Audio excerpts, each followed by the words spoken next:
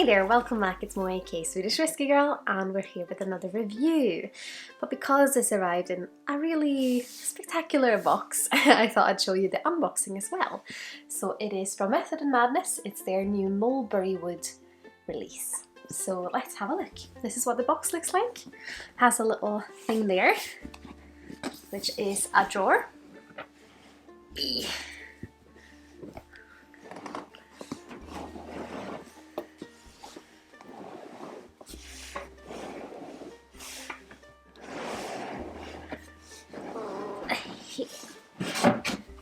There we go. So in the first here, we have a nice little worm. It feels very comfy actually. I'm sure Cody will want to grab his hands on this one. So a nice little sweater. And then here's a drawer. It smells a bit like paint. And there we go.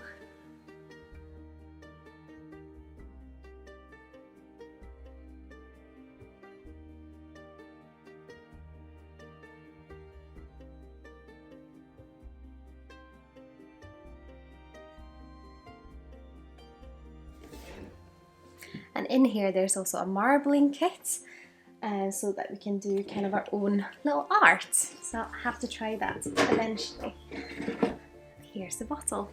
I also really like the design of these glasses.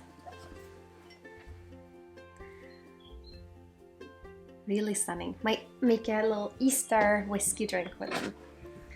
Put that back for now. And let's open this.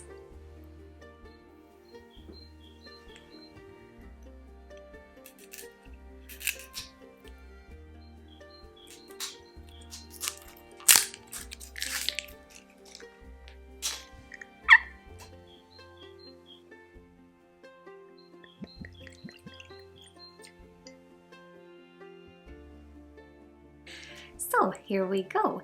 So this is, like I said, the most recent release from Method and Madness. It's been matured in Mulberry wood casks. It says at 46% ABV.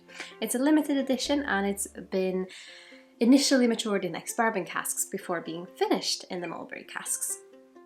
So the Mulberry wood has been treated in a cooperage in Hungary, but its origin is in Asia. It might be more commonly known for the leaves being used in mulberry silk, and I think the fruit is also edible and you can make some sort of tea with it. I'm not an expert on mulberry wood, but I think the finishing time was about 8 months finishing, and they were quite small casks, I think 50 litres. So yeah. Something else that we should mention, it's Irish whiskey, it's non-chill filtered, and of course the Method and Madness series. I have another one actually, and they're known for being this kind of experimental side of things. So they do different cask finishes, for example. They might season the cask with something, so it's quite interesting. But it's a single pot still whiskey, meaning that when it's been made, you've used partially unmalted barley and then also malted barley to get those enzymes going. But let's start by having a look on the nose. It's quite murky and woody, or like foresty. Oh, and before I forget, I think it retails at 95 euros when I saw it on their website. It's almost like peach, but mixes with something else. Like peach, sour peach sweets. And a murky woodiness.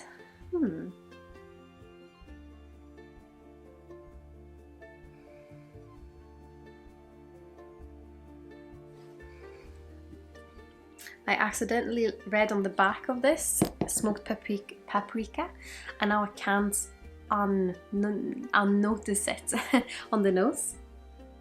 This is like peach smoked paprika. I don't know, maybe just paprika actually. Paprika spice. and the murky woodiness. Let's have a little taste. Sláinte.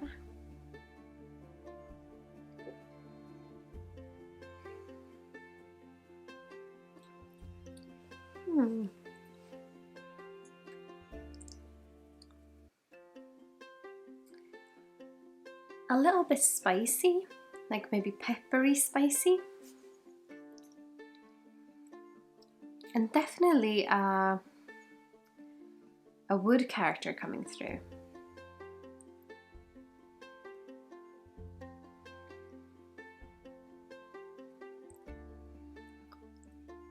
It's quite gentle, but still has like a grassy bitterness to it.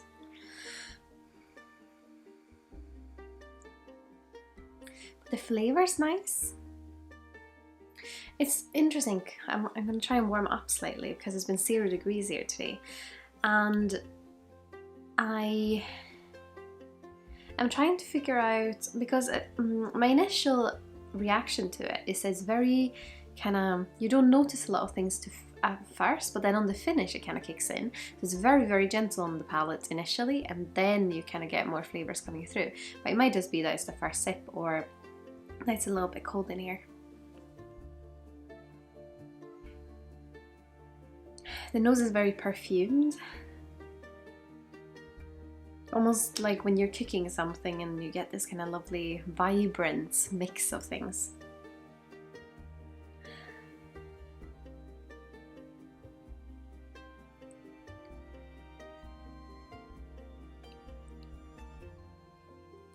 It definitely has a woody bitterness to it.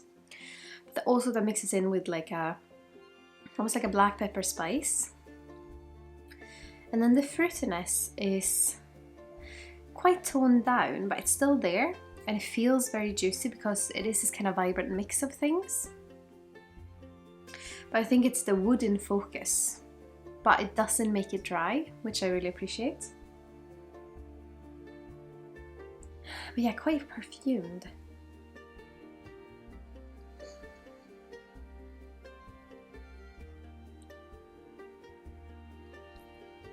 A spicy, woody, grassy bitterness in a mix, but then also with it reminds me a bit of a bonfire. It's not necessarily very smoky, but it's warming and big and like wood. It was just, this makes me kind of feel like it would be a great winter whiskey, just because it has this kind of, it's almost like a warm bonfire hug in a way. But if you like, I'm trying to figure out what to compare this to, but it is quite a spicy whiskey in the way that you can kind of get, it's almost like a curry when you have different spices all coming together. I'm not saying it's a curry note in it, but maybe a bit of paprika, a little bit of cardamom, and then a little bit of black pepper. And all of these spices, they kind of swirl around, and it's the like primary thing that I'm noticing. Yeah. Interesting. I do think you can kind of get, or maybe it's because I know it, but knowing that it's been for 8 months in those smaller casks, the 50-litre ones, it feels like it's taken on a lot of the wood character. But in a whiskey like this, you would want the wood kind of step forwards and maybe take center stage, like I usually say, because it is such a different wood. It's definitely an interesting sample. I can't speak anymore. Especially if you're interested in different wood and oak kind of influences.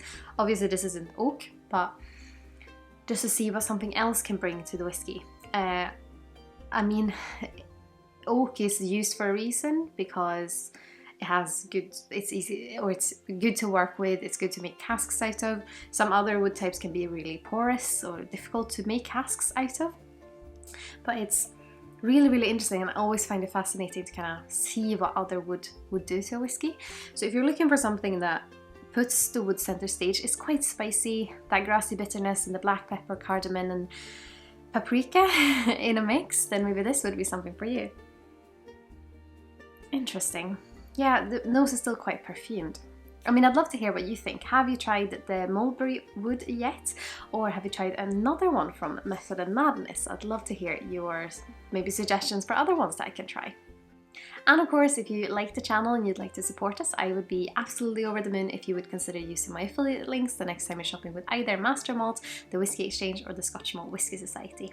All those links and the links to my other social channels, they are in the description here below. And as always, I want to say a massive thank you to my wonderful supporters on Patreon. I'm so grateful I have you guys with me on my whiskey journey. But I hope you've all had an absolutely wonderful day. Sláinte Skål!